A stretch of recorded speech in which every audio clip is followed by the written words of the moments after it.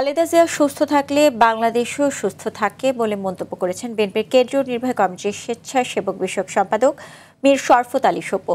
শ্রীনগরের বালাসুর বাজারে বিএনপির ৩১ দফা কর্মসূচির প্রচারণা ও লিফলেট বিতরণ শেষে তিনি এ মন্তব্য করেন। এ সময় সপু আরও বলেন, দ্রুত নির্বাচন হওয়া জরুরি। একটি নির্বাচিত সরকার দেশকে গণতান্ত্রিক পথে ফিরিয়ে আনতে পারবে, বিনিয়োগ বাড়বে এবং অর্থনীতি চাঙ্গা হবে।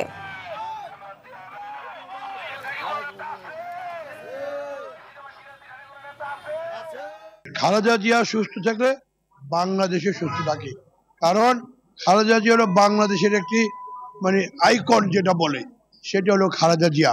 ওনাকে দিয়ে সবকিছু, তাই নেতৃবৃন্দ আপনাদের মাধ্যমে আমরা এই সারা দেশে সারা জাতির কাছে আমাদের দেশীয় নেত্রী বেগম খালেদা জিয়ার জন্য আমরা দোয়া চাইছি। আল্লাহ তাআলা যাতে তাকে হায়াত দারাজ করুক।